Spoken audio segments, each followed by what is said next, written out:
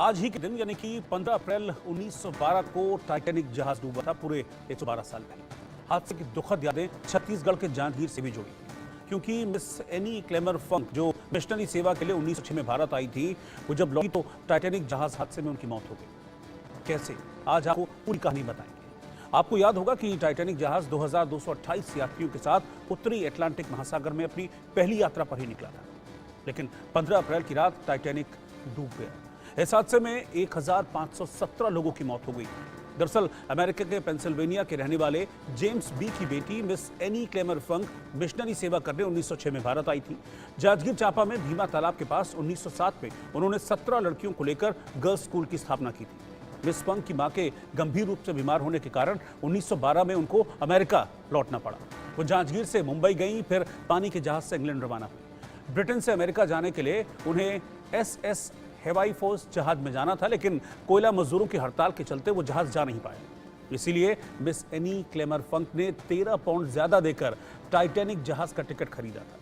ये टाइटैनिक जहाज 10 अप्रैल 1912 को इंग्लैंड के साउथैम्पटन बंदरगाह से अमेरिका के वैली पेंसिल्वेनिया जाने के लिए निकला था, लेकिन अपनी यात्रा पूरी करने से पहले ही 15 अप्रैल 1912 को सोमवार के दिन उत्तरी अटलांटिक महासागर में बर्फीली चट्टान यानी कि हिमखंड जिसको हम कहते हैं, उससे टकराकर ये जहाज टाइटैनिक डूब गया। इस हादसे में 1517 यात्रियों की जान चली गई थी और इन जान गंवाने लोगों में मिस फंक भी शामिल रही थी। इसकी जानकारी दस्तावेजों के जरिए मिली है। मिस एनी फंक का जन्म 12 अप्रैल 1874 को हुआ था।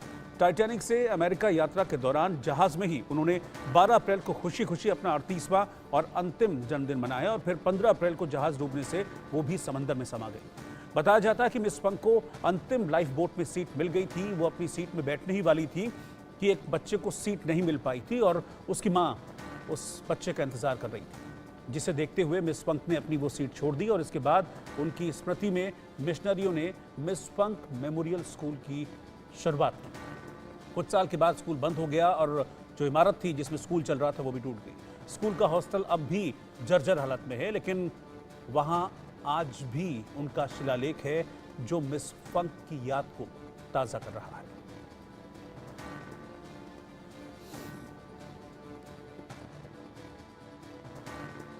ये बेल्ट आपको दे रही हूँ, आप अपने बच्चों के साथ जाके बैठ जाइए। और वो महिला जो है सो उन्होंने मिस एनी फंक को धन्यवाद दिया इस बड़े त्याग के लिए और वो उस जहाज से जाके वहाँ बैठ। लेकिन जाने के पहले मिस एनी फंक ने उन्हें अपने घर का पता दिया और अपना पूरा विवरण दिया कि मैं कहाँ जा रही हूँ और मुझे किस उद्देश्य से अपने घर जाना था। उन्होंने बताया कि मेरी माँ जो है सो बीमार है और उनको देखने जा रही थी।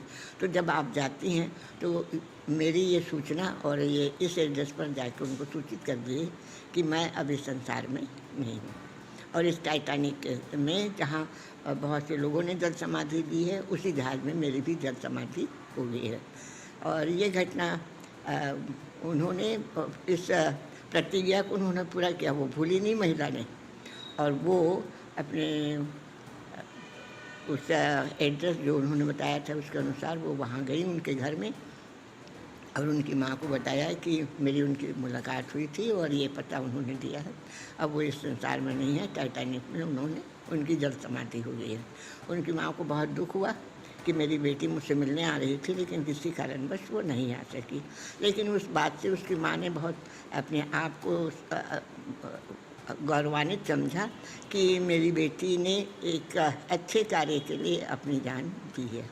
और इस प्रकार आज जो 15 अप्रैल है, हम भी उनके इस त्याग को और बलिदान को स्मरण करते हैं अपने स्कूल में और अपने बच्चों के साथ भी स्मरण करते हैं और ईश्वर को धन्यवाद देते हैं उनके जीवन के लिए कि किस प्रकार से उन्होंने अपने जीवन का त्याग करके अन्य के लिए अपना जो प्राण है वो बलिदान किया।